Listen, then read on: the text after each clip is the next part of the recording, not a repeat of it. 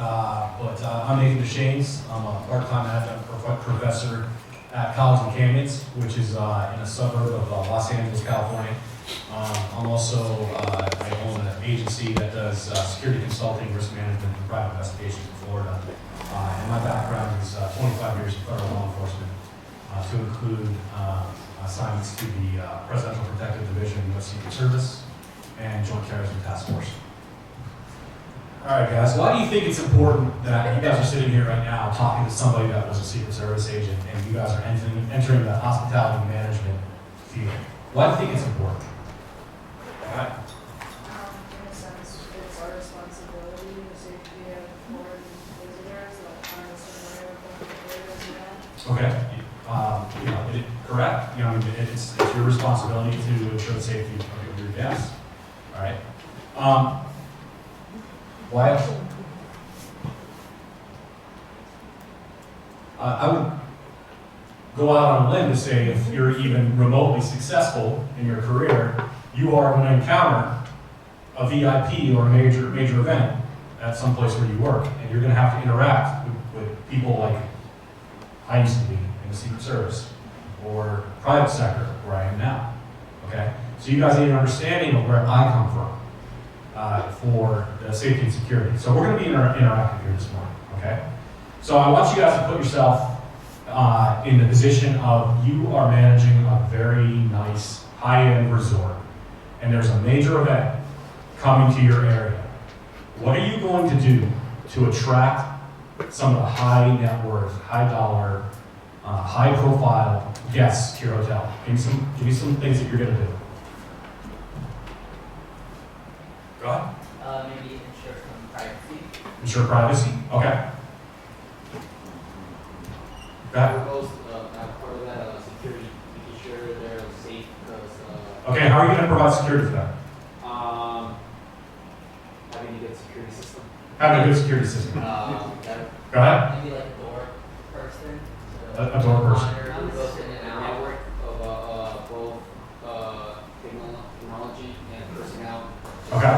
Well between each other. So technology and personnel. What else are you going to do to attract these people to your hotel? Don't necessarily think about my side. What are you going to do to attract these people to your hotel?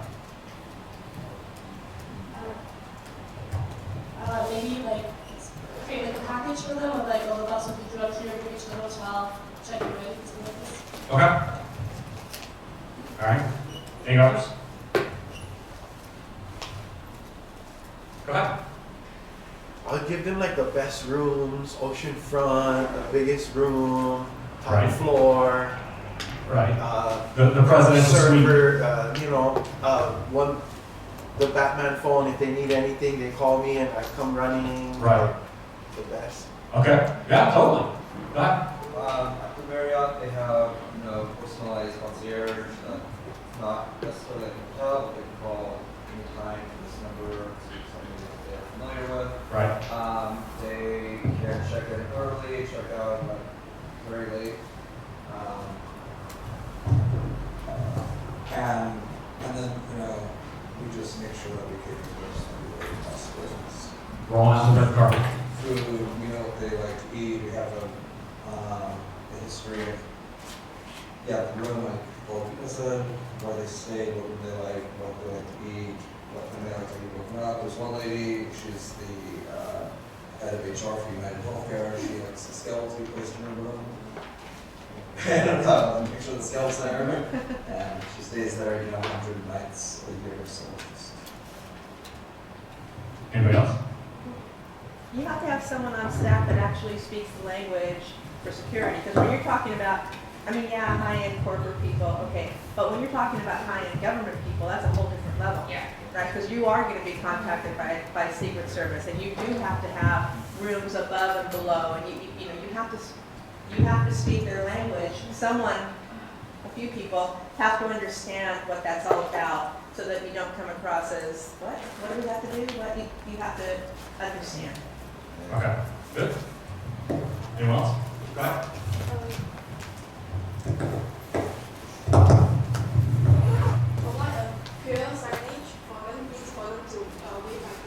Okay. Yeah. Excellent. Signage. That can be fall. Excellent.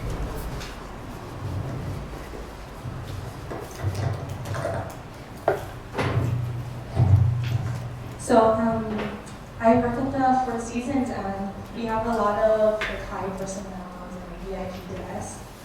So for example, one time, Lionel Richie stayed at the resort, and it was for American Idol. And then I would say, like what Anthony said, like personalized services or accommodations.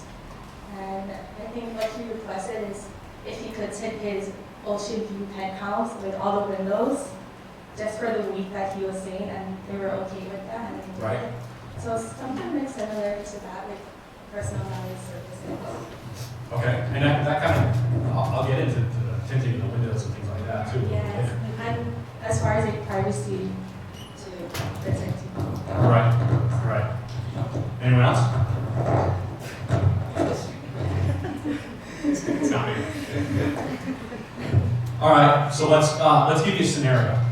You've got a prominent YouTuber who is coming to your hotel, and they're going to be reviewing your hotel. What are you guys going to do for that YouTuber? Everything. Everything, right? Like what does that mean? Best service, best recommendations for where to go nearby, free hospitality, and the best room. Okay. What type of security do you think that YouTuber should probably receive?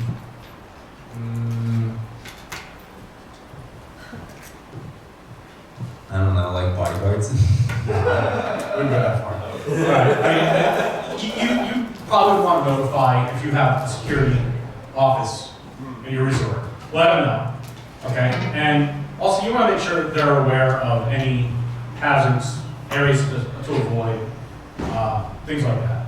So, go ahead. This is also where, I know that resumes are usually done for groups, but if you're going to have someone that, an influencer come in, you've got to have it all written down, who they are, what do they look like, have a picture so that every single staff member recognizes who they are, everywhere they're going to go, what the pitch is, the whole entire staff. So all department heads need to be 100% tuned in and then training their staff so that everybody knows who this person is, so that experience is seamless. Right. Yeah. Excellent. So make sure everyone knows who that YouTuber is, so they have the best possible experience. All right. And like I said, have security notified, and maybe they should spend a little extra time walking by their room, checking to make sure that everything's okay. All right. All right. Let's take it up one notch. Okay. Let's say you've got the children of some VIP come to your resort. Okay. What do you think should happen now?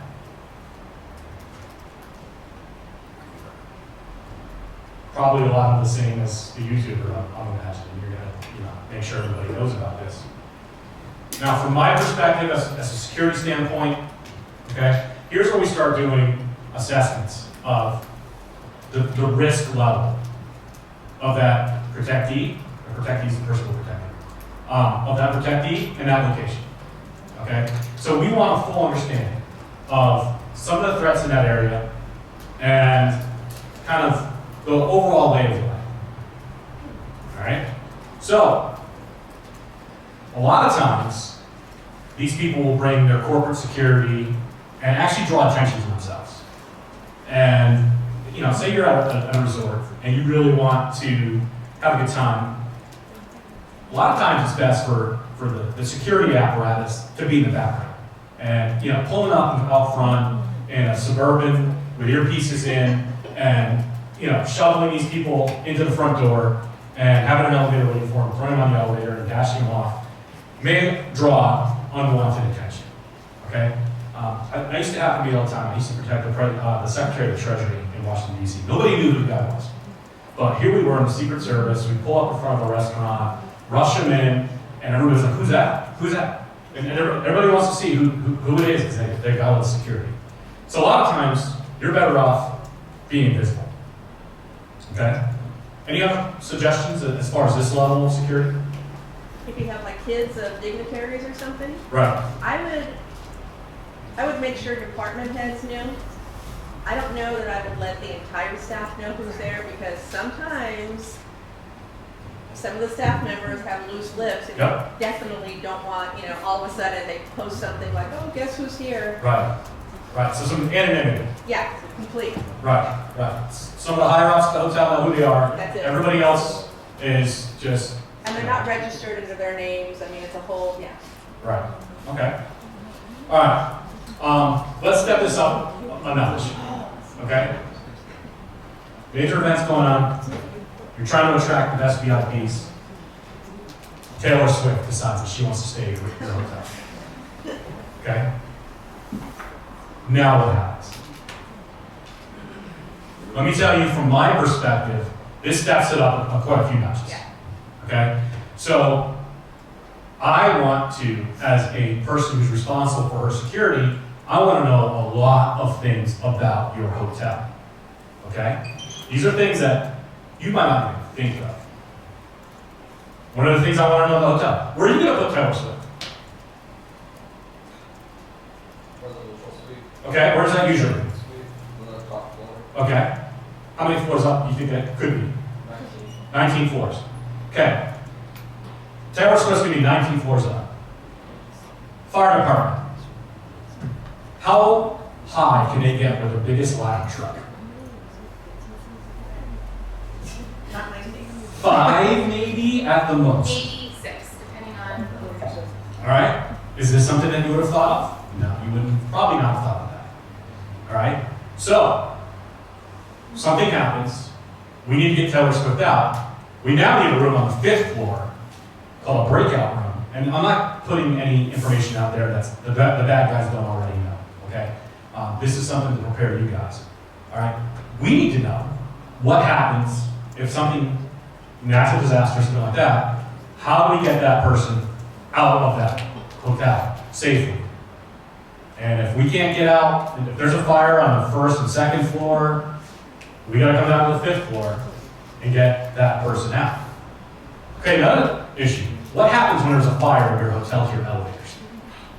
You use escalators to the elevator to collapse in case there's a fire. No.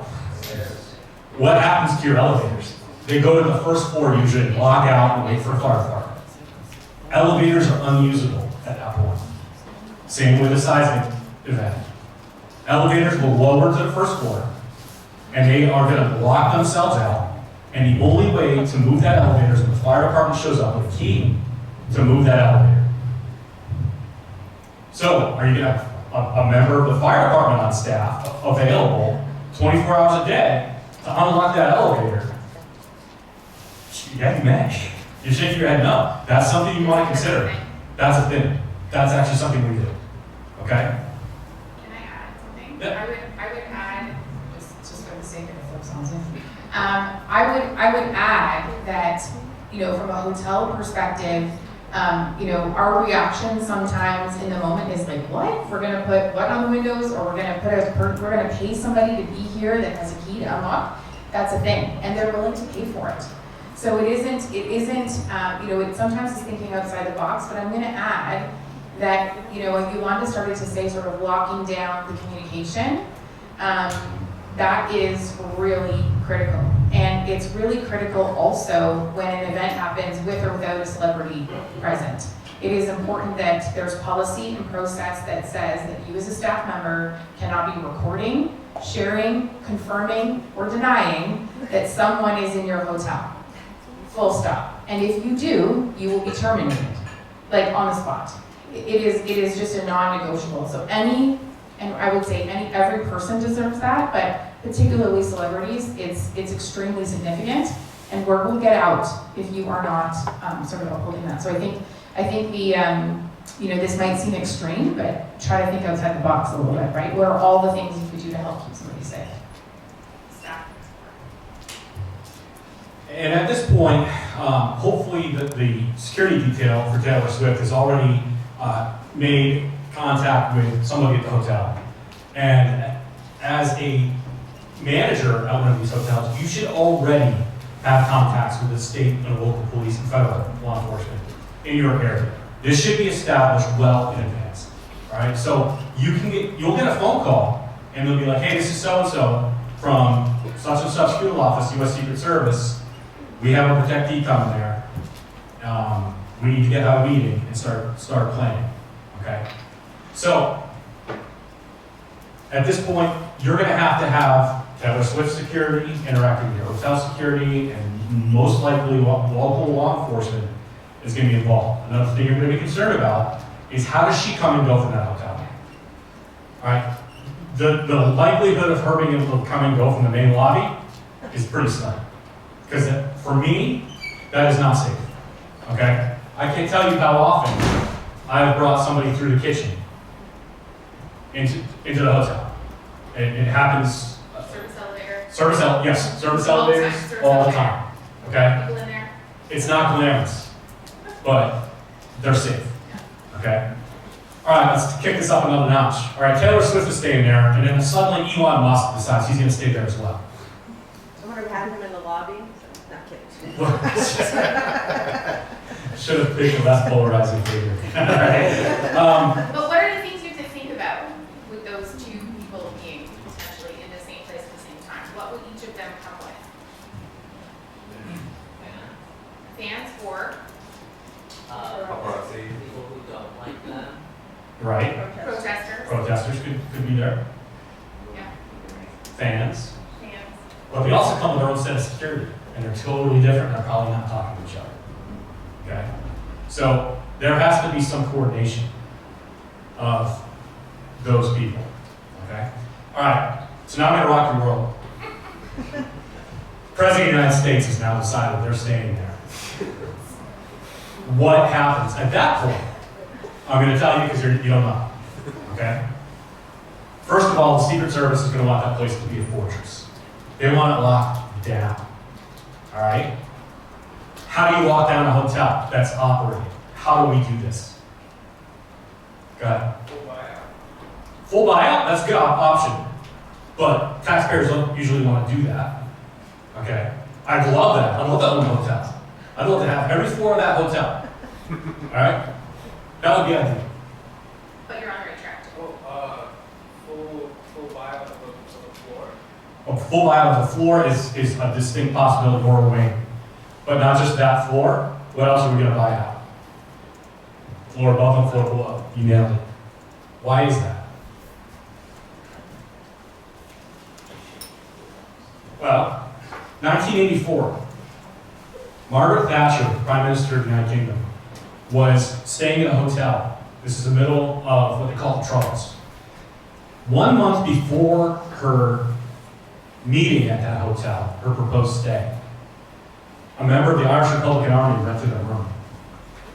In that room, they removed the floor underneath the bathtub and put 30 pounds of explosives. They put a time-delayed device to set that explosive to go off 30 days forward, because they had the Prime Minister's schedule. And they knew that the likelihood, why is a hotel a great place, from a bad guy's perspective, a great place to attack somebody? Why? Not just privacy. Why else? There's a lot of people going in and out of there. It can be like That too. But you know they're going to be going there to go to sleep at night.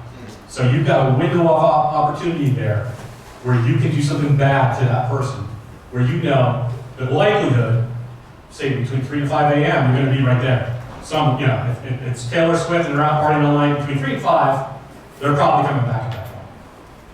So they put this explosive device in this hotel 30 days in advance. She's there for her conference.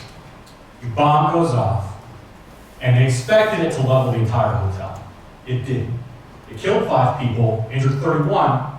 Margaret Thatcher escaped with her life, but that was definitely a win in the IRA's column at that point. Okay? So, what's going to happen? Say you have the President of the United States or some other high level. It could be the King Hussein of Jordan. Could be anybody, any major head of state, any head of state. And if they're the United States, they're going to get U.S. Secret Service protection. Or, depending on who they are, if they're kind of a lower level than that, they would look at State Department protection, DSS, United Secret Service. In Canada, it comes with our safety protection, and and if you're a U.S. diplomat, they also come with the Secret Service, so Right. you have both. Right. So, say you have a very high level protectee. First thing that's going to happen is they call them sweeps. The entire area is cleared out. All right, and then before that even happens, I'm going to need a list of all your employees. And I'm going to do a background check on every single one of your employees. Do you know who your employees are? A lot of times you don't until somebody comes in and says they can't be here. They won't. I won't give you a reason, but we'll just be like, yeah, this person's out. They can't be in this event. All right. Go ahead, Dan. If an employee has like any small criminal record, are they immediately removed? No. No. So what is something that usually gets them out? Weapons possessions, domestic violence, any type of violence. Okay. Connected to organized crime? Yeah, Regulated, connected to organized test crime. out? Yeah. So we want to know who's going to be there. And go ahead. I have a question. Sure. So do you also run credit checks? No. Oh, No, okay, definitely not credit checks. okay. But yeah, I mean, I see where you're going with that. Yeah. You know, to try to find an They can be employee compromised. Yeah. who's got financial problems that Yeah. you know, willing to sell access or information. I get that. There's other ways, other channels, other agencies with other letters in their names that know about that stuff that let us know. But we know when I was doing that job. So that hotel is going to be basically cleared out. And then they're going to do what they call a sweep. And it's going to be bomb dogs, x-raying the walls, x-raying the ceilings, all sorts of stuff. You might be moving large ballistic glass in, so that if somebody takes a shot from a high ground, that ballistic glass is going to stop that. You're not what they call counter snipers. You're going to be concerned about high ground. All right, so somebody doesn't take a pot shot into your protectee's room, which goes into the whole Lionel Richie. I mean, just tinting that window goes a long way. You can't see into that window. That's excellent. So I'm sure he's not worried about snipers. It's more about the privacy, but I mean that is a consideration. All right.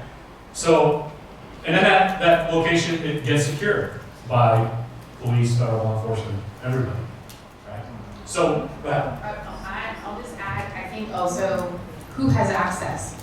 So we talked about staff team. When you think about your staff team, we've talked a little bit about some of the high-level events that I've hosted as well, and obviously that Nathan's been part of. We'll submit our staff team list. They're vetted, and that's for sort of quote-unquote working the function. That's what we do here in hospitality, right? You're working the function. But they're also going to clear your front office staff. Anybody who has interaction with that guest, if they're delivering food, if they're delivering beverages, if they're preparing food, if they have access to security systems, if they have access to ventilation systems, if they have access to the fire system, like by activating fire alarms, etc. All of that is something that typically they'll ask for. And for a high-level protectee, my experience has been they ask for blueprints of the hotel. So I have had to provide blueprints of the hotel, identify locations where potential access points could be, and I will also flag, this is an area I'd be concerned about. This is where people come in from in terms of traffic from the highway, access to the highway, multiple access points to, if you want to call them evacuation routes, both for removing the protectee, but also for places where if somebody was trying to do something not great, that they could potentially flee. Maybe I'll leave it there. So some of the other things that are involved that you may not even think about is it goes down to the level of who is going to be in an elevator with that protectee. It's called an elevator manifest. Okay, so you need to know who exactly is going to be in that elevator, and more than likely that elevator is going to be operated by an employee of the hotel. They're going to have that thing key locked so that that elevator can't get called away while you're waiting on your person to get on that elevator. So you need to manifest that elevator, say exactly who is going to be on that elevator. Some of the things I'm concerned about, who's on your security staff? What kind of access devices do they have? Do they require a key card? Do you have any missing key cards recently? Have they been deactivated if they're missing? Uniforms. Not just hotel uniforms, but police and firefighter uniforms. Have any of those been missing? Now, we have ways of identifying who's authorized from law enforcement, firefighters, and EMS. We have ways of identifying those people who are supposed to be there. I'm not going to go into it, but there's things that are in place. So, the other thing that we're concerned about, and this may be something that comes down to the Taylor Swift and Elon Musk level, is, all right, we talked about ingress and egress, but we need multiple paths of ingress and egress. Let's say we have a side door. What happens if something happens out that side door and there's protesters that show up at that side door? Or what happens if they see the motorcade and they decide to swamp the motorcade and prevent the motorcade from getting out? Where can we land a helicopter? Believe it or not, that's a concern. Where's the nearest spot to land a helicopter? All right, if we have somebody that's hurt really bad, or we just need to get out of Dodge, helicopter's one of your best ways to get out. All right. From a hotel perspective, just we have to have screened and qualified staff there. Are you doing any media training? Because I've worked in hotels where I've had celebrities, and then I believe in a conference and followed me. Is that much training? I am not. That's my gig. So yes, your team should be absolutely trained, but here would be my suggestion. And again, typically this is outlined in policy, and I'm a huge advocate for policy when it comes to staff setting clear expectations for your staff team. So as a staff person, typically the only person authorized in a hotel or in a venue, so I'm thinking convention center, major stadium, the only person is the general manager typically who's authorized to speak to media, unless it's the director of communications, full stop. Nobody else is authorized. You cannot confirm, you cannot deny, you cannot say what you saw, what you didn't see, you cannot take photos, you cannot take video. And that extends to something like, an earthquake or a fire occurring at that property. The person who's posting should not be somebody who works there. And if I had a nickel for every time I saw that, it is constant. People are out front of the hotel taking a video, not acceptable. So paparazzi can follow you, but you can't say anything. And so they will give up at some point. But your comment around, I think the comment is really about, media, and I will say, as having been at major events, both as when something catastrophic has occurred, and when we try to prevent something catastrophic from occurring, and that is the media will descend on that area. If you have very high profile folks like Taylor Swift or Elon Musk as an example, high level protesters, big protests, you're hosting G20 or NATO, I've worked on some of those big meetings, there will be protesters and there will be global media present. And so your team needs to understand what the potential implications of speaking to the media or sharing information, even if they didn't mean to say something that had value. You never know how that information is going to be interpreted or shared.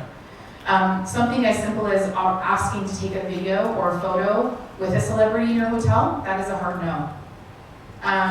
So there's some of those pieces, but to me ultimately it comes down to training and policy and procedure. And it's critical to have both.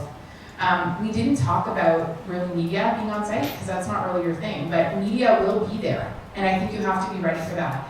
We had a vessel, whale watching vessel capsized in Tofino, a small community off Vancouver Island. And we had 62 media outlets from around the world in a community of 2,000 people because they were international tourists that unfortunately passed away in that incident. And there were 22 people who were saved, and a very, very small community, but you'll be surprised how quickly the media will mobilize. And so you have to be ready for that. And you have to set up those areas that you say are off limits. I think the other layer here is, Nathan saying he's standing at the elevator, not letting anybody into the elevator. We have to also think about the potential impact to guests and be ready to talk about, sorry for the inconvenience, and we've got to be ready to have that guest recovery piece. So it's not to compromise the VIP that's in-house, but also to try to mitigate potential guest relations when you have a guest who is being impacted because they can't go to the pool or they can't access the elevator. And so those are considerations as well. I'm going to add one more thing, and I think that's the relationship with law enforcement. I heard Nathan say super important to be checking in with state police, and in Canada it would be the RCMP and or provincial police depending on what jurisdiction. Those relationships with law enforcement are critical. And if I'm hosting a big event in a big convention center or a very large scale meeting like NATO, clearly they're already going to be involved. but you want to be able to pick up the phone, even in a small event where you might have a high-profile guest coming in, the premier, the prime minister, and be able to pick up the phone and say, look, I'm concerned. These protesters are arriving, and I'm concerned. And have them be able to mount a response. Sometimes you'll have celebrities who decide to make a detour and will land at your property, or are impacted, say, by weather and are unable to move on to their next destination. So sometimes you may receive them in an unexpected way, and the full force of security will be upon you, along with the paparazzi, along with the media. So you have to be ready for that. Can I make a comment? Go ahead. Okay, so I know that this might sound like, well, I'm never gonna work in that kind of a hotel, or this is never gonna happen to me, right?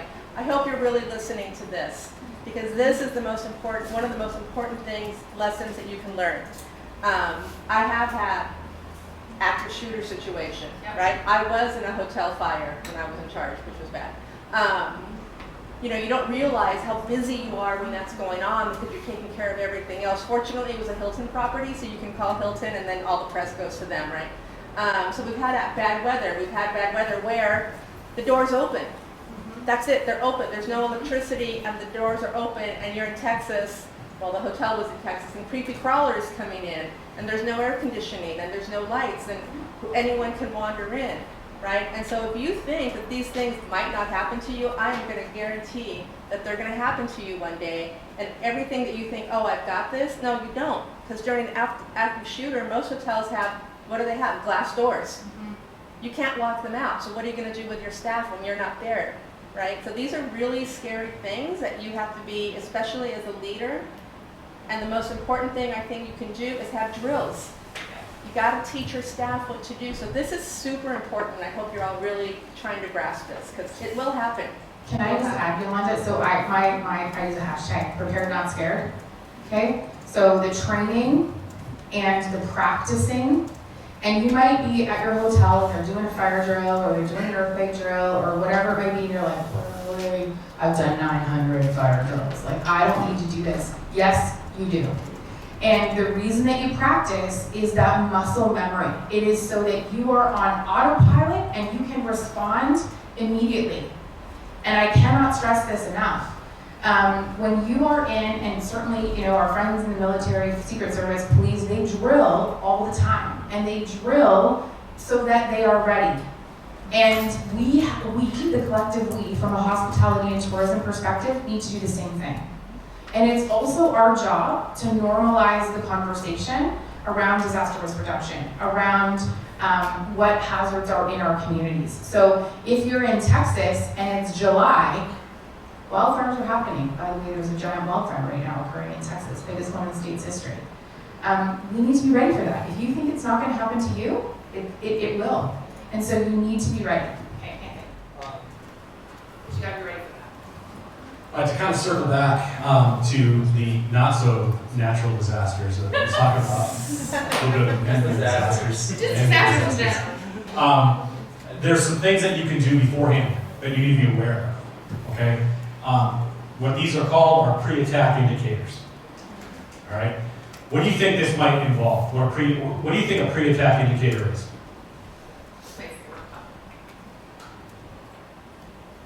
Matt? Could be anything like a social media post of a group saying we're going to do something or flag something. Right, you could, somebody in the Telegraph or move on a social media post. What else? Is that what you're going to say, Gonzalez? Really? What about somebody hanging in your lobby at your hotel? Yeah, surveillance. Surveillance. Okay. Yeah. What about somebody who's taking unusual videos of ingress and egress routes? Somebody who's hanging out in your lobby doesn't seem to have a reason to be there. Doesn't seem to have a reason to be there. Go ahead. I don't need to know like the exact time frame, but please tell me that there are people, like Secret Service people in advance. Are there people in advance watching the interview? Possibly, maybe? Yes. Yeah, okay, good. All right. That never occurred to me, but okay. Right. They're called the counter surveillance unit. Okay, Yeah. I feel better. So you want to make sure you and your employees are aware, and you don't even need to have a protectee coming there. You don't even need to have knowledge of somebody being there. If If you see somebody that is acting unusually, all right, they may be doing surveillance and they may not even be looking for a VIP. They may just want to take out people. All right. So if you see somebody that's paying some unusual attention to weird things like ingress and egress routes, back doors, and then you start having some weird things cooking off, like fire alarms going off. All right, that's called probing. People are trying to see how you respond to emergencies. Where they're saying about timing, how long it takes a fire truck to get there, how long does it take EMS or Police. whatever to arrive? They're timing that. Right, right. So that's known as probing. Okay? So they're probing your weaknesses. And that is the big thing that is the difference between me and you, is I want to present what's called a hard target. I want to present something that is so fortified, they're going to move on to the next guy. They're not going to want to take me on here, which is polar opposite of what you guys want. You want to be invited. All right? So I want a fortress you guys want. Hey, welcome. Okay? How do we get around this? All right? And I'll explain a little bit of what we do. With a large event or a high threat level event or a high threat level protectee, we call what's called concentric rings of security. Okay? So you have, it looks like an onion.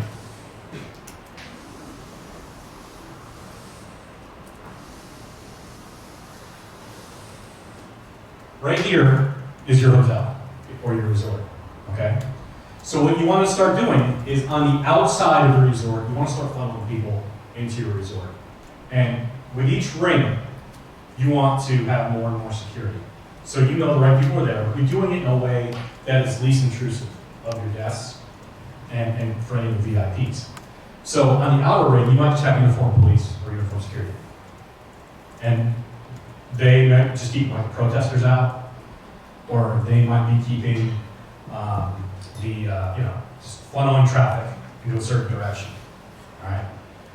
One thing that I'm going to do, even if we don't know there's going to be protesters, if there's potential protesters, we're going to work with you to try to designate a protest area. All right. So we're going to try to funnel those protesters to that protest area. All right. That way we have control over where they're going to be, and if they get out of that area, we can take action at that point.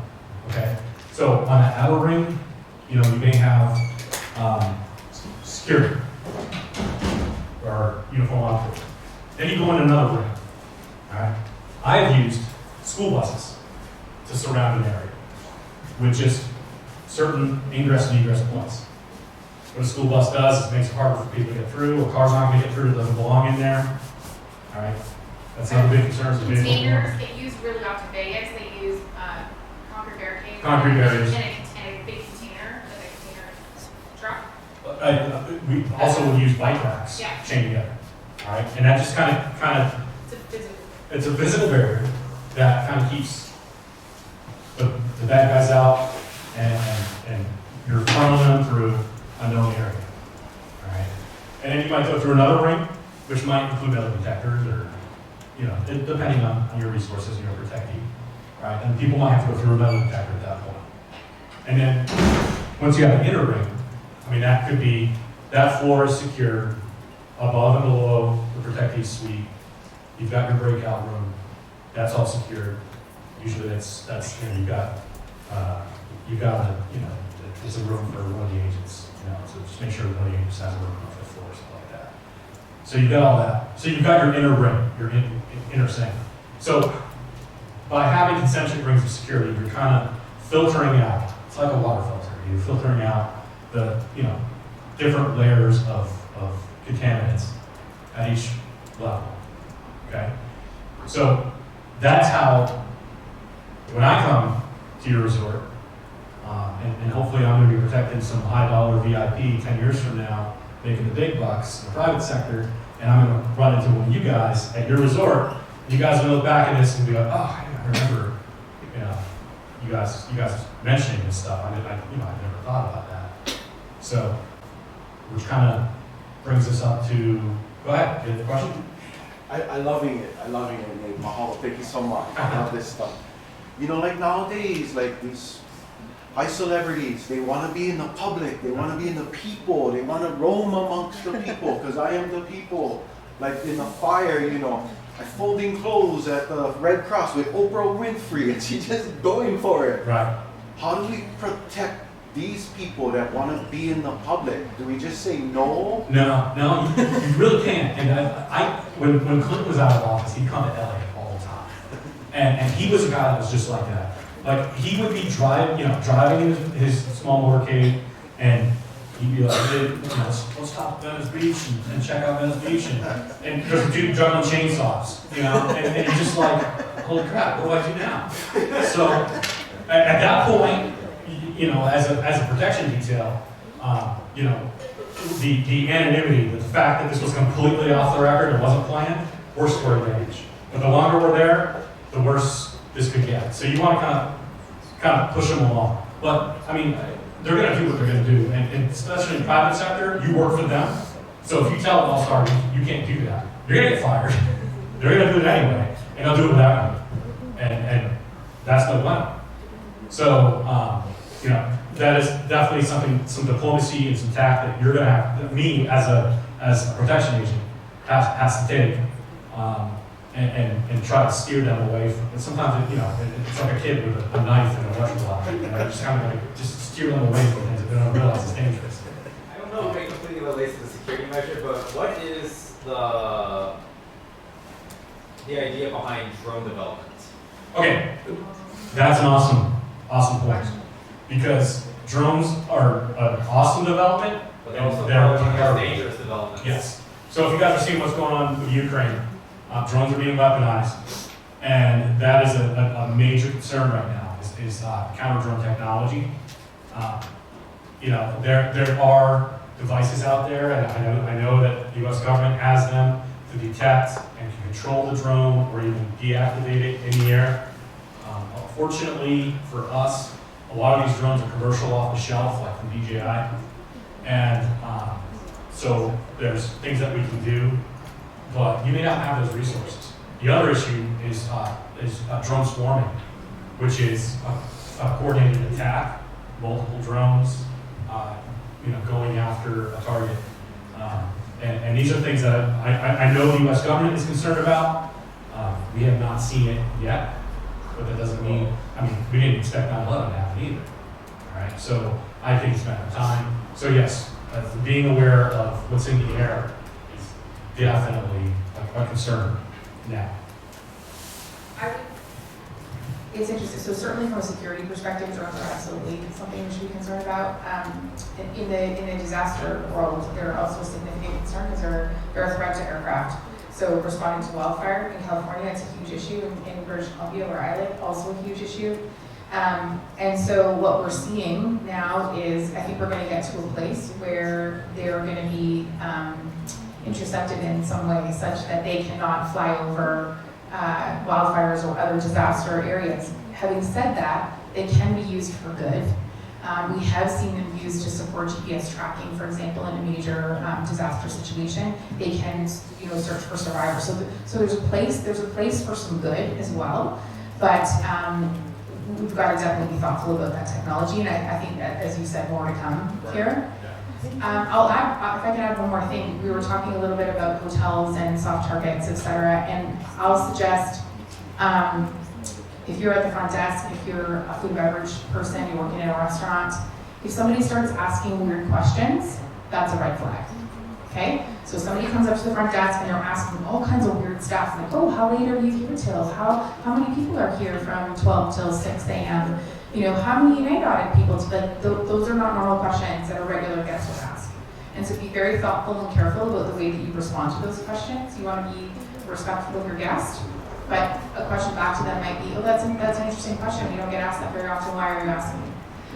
If somebody's sitting in your lobby and they're taking video, or you think their behavior is odd, engage with them. So go over and have a conversation. Hi, how are you? What are you doing here? Not what are you doing here? Like, be nice, right? But how long are you visiting us? Thanks for staying with us. Oh, you're not staying with us. Oh, maybe you'll consider that next. Engage with them and try to get a sense of what are they doing there. If they know that they've been seen, they may decide to make their exit. and that's important. I was in the Chicago airport. You talk about see something, say something. There was a guy who was on a train, and we were inside the secure area, okay? So inside the secure area, he had this giant bag, but it did not, so there's me, he didn't have a luggage tag. And he was standing at the end of the train, and he was filming people getting on and off, and I'm watching him, and he's chatting, he's got this little notebook, and he's taking notes, and I was like, that's not normal. That is not normal behavior. So I'm having this debate in my head about what do. I get off the train, I go up the escalator, and right at the top there's a huge Chicago Police Department table, right? So I go up there and I say to the guy, he's a big guy, and he says to me, I said, so, you know, I teach my students, if you see something, say something, so I feel like I need to tell you this, and he puts his hand down and he goes, hit me. Okay. So I tell him I saw this guy and he's doing this and da-da-da, and he goes, and all of a sudden, the 6 other officers behind turn around and look at me, and he says, can you describe him? And I said, yes, he was this tall, he was wearing, khaki pants and a red shirt, he was wearing a hat, he had this big black suitcase that didn't have a tag, and da-da-da-da. These other officers jump up over the table and go running down the up escalator down to where the trains are. And then the officer said to me, I'm just going to need you to write that down. And I was like, okay, good, okay, got to have this talk. So that reporting piece is really important. And people making, who knows what could have come of that, right? Hopefully nothing. They did not blow up the train station. That is a good thing. But somebody acting weird in a place that is supposed to be secure, you need to report that. Great example of this is the Las Vegas Yes. incident where they had an individual high ground, heavily armed, and took out a music festival down below. Vegas, one of the most heavily surveilled resorts in the world, I would hazard a guess, and it's still right under our noses. I'm not pointing fingers, but I'm just saying that it can happen. All right, so we're already over an hour, but I want to open it up to questions for you guys.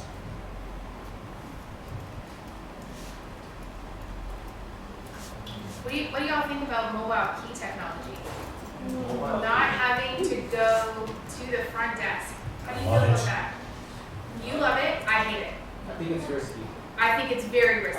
So I have something called Flipper Zero. I have that as well. It copies any radio frequency, so But you can copy a key card. pretty much you can copy any key card anywhere without much trouble. So I feel that's a huge risk, and I don't think it's you can buy it anywhere. I mean, Yeah. I have a couple of them because they're cheap, and if anybody knew the technology and they really wanted to get into the room, it doesn't really take much. Less about getting into the room, more about not knowing who your guest is and who's arriving. I would also suggest, Which is why I love it, right, personally. the guest, like me, who leaves their do not disturb on the door all the time, means you don't have access to the guest room, you're not checking in if they use a mobile key. That's Human exactly. trafficking, massive issue. I know, it's me too. But human trafficking also is a significant concern. And human traffickers use a mobile key technology, they pack in all their own stuff. And that is a really huge risk right now in California. It's becoming a very big risk in British Columbia and in other parts of Canada. We need to, from a hotel hospitality perspective, we have to be really thoughtful about that. So encouraging people to come to the front desk, giving them a reason to come to the front desk as much as possible it actually helps protect the property as well. Currently I work in Bellevue, the Westin, they only allow digital keys to return guests, Yes. for guests out of state. Phone numbers. And then it's a guest that hasn't stayed, and I check them in, and the person, and they kind of checks out, company policy, but something they ask for, and they see, everything matches. I'm the polar opposite of what you want. Yeah. I'm a Hilton Diamond member, so I want that. I don't want to interact with you. I just want to go in my room. I hope I Not do not talk to disturb anybody. someone. Yeah, I don't want to talk to anybody. Separate bartender. That's it. So, I, for the record, also do. question? Yeah. We heard Osaka Tourism Bureau's presentation, and they are sort of testing face recognition. Right. Yes. Do you see any foreseeable risks and if you have any advice. In the United States, facial recognition is really being shunned as far as Yeah, being same used. Canada. Unless you're coming in and out of our border, facial recognition is a non-starter for us. It's a I would not want facial recognition used on me like that. So- It would freak me out if I was checking in and they had facial recognition and everywhere I walked into, they recognized me. No, that would So freak me it out. will be more stressful than Yes, stress-free. oh, absolutely. Yes. Okay. Yes. Thank you. Yeah. Did you have a question? I have a question. Go. What are your thoughts on the Internet of Things implementations that are going on and how that relates to, analytics for how to target people? Well, That's so, I think guest targeting is critical. Do you want to give me more specific Internet of Things? I like just taught this in my technology class in the fall and it's gone out of my brain already. So Disney has these little Yes. keys, right? And then, You can arm read your band everywhere you go. yeah, and then they log that information Yes. to see where. And then they retarget you. I just used an example with you in Wanda the other day.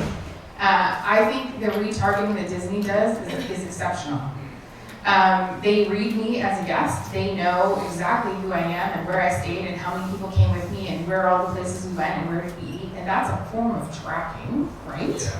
I just said to Yolanda the other day, there's a property, it's called San Diego, it's beautiful, and it's in Washington State. And I haven't been there in a year, and they sent me a bounce back coupon. Hey Jen, we haven't seen you in a while. Here's a $50 resort credit. Why don't you book for the month of March? Here's all the specials that we have going on, this winemaker's dinner and whatever. So very, very targeted message to me.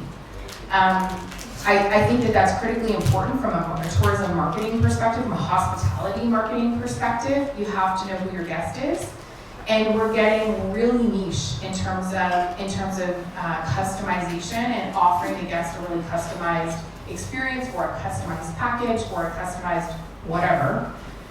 Loyalty is also really big, and those two things kind of work in tandem, right? You're targeting your guests very specifically, you're driving increased loyalty.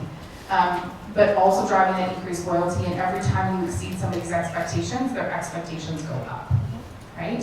So you go to Disney, you have an exceptional time, the next time you go, you expect them to blow you out of the water, and then they do. And then you expect them to blow you out of the water again, and then they do. And you think, holy smokes, this can't get better, right? But that's part of curating that repeat visitor, curating that loyalty. You know, my diamond friend member over here with Hilton, I am the gold, soon to be navy platinum envoy, you know, I'm a former Starwood girl, right? I'm a Weston girl. So, you know, I think you pick your brand and you pick your loyalty and then you curate that customer experience. Super critical. Yeah. You know, I'm not against that. That's from a security perspective. I love having that there's a profile on me. I do. You know what? Because they're gonna know. You got your number. Yeah. That doesn't bother me. That They really know what doesn't. you like. They know what you like, right? That's a good thing. Yeah. That does not bother me. I don't see like I'm also the type of guy that's on Facebook with my own name and all that stuff. So because I don't want to miss out on these enriching experiences. So there's got to be a happy medium. You know, like I could lock my life down, my profile down, and then I'm not going to be able to stay in touch with people. People aren't going to be able to find me that I went to high school with or things like that. And hotels aren't going to be able to figure out what my preferences are. And I like that. My wife says now I become foo-foo as I get older because I expect certain creature comforts now, and I'm not I'm not. You're still a human. Yeah, and I'm an older human now, so I appreciate luxuries and things Life like guy that. heavenly bed. Yeah. Feel on it. So as far as that goes, so 80% of your business in a hotel is going to come from the loyalty, rewards people. But years ago, Red Lion Inns, and they don't even exist anymore, they were trying to change their loyalty system, especially for millennials and youngers, where it would be instantaneous, right? Because right now you have to collect points to get to Platinum Bonvoy or Diamond Hilton Honors. You have to travel a lot, right? And so they were trying to figure out, okay, so for people that don't travel that much, what can be instantaneous, right? So maybe it's they know you like a certain brand of coffee. I mean, they were looking into all these things where you check in and it's not going to be the same every time. you're gonna get instant gratification. They were looking at that. And it never really took off, and I thought it was real. But now with AI, I can tell you that loyalty programs are gonna be changing dramatically. Because now they're really gonna be able to, where did you eat? What did you order? What kind of room did you stay in? What kind of places do you like to go to? And it's gonna be instantaneous, where I really think that loyalty programs are gonna be changing to be much more personalized than just collecting. They have to change. They're going to. They have to. I've come That's what I was gonna say, Jacob, was I think that the loyalty Right. piece is also about listening for the wow. And AI will help, I think, to facilitate that in a more effective and seamless way. But you still are a human and you need to listen really, truly to your guests. When they say something like, oh my gosh, I'd really like to, Fanny, I'd really like to explore the delicacies, in this region. Where do you suggest I go? Being able to give your personalized recommendation about, you know what, this is the delicacy here, and these are my 3 favorite places to go. Or you know what, maybe that's not on your list, but you should try this one also. When you go to, when I'm gonna ask Palakiko, okay, where's your favorite places to eat on Maui? I trust his judgment, right? Because he's from there. That's his home. So I think being able to really listen for the wow and proactively, as a human, not get replaced by AI is really demonstrating your worth in that way. But AI is gonna help us.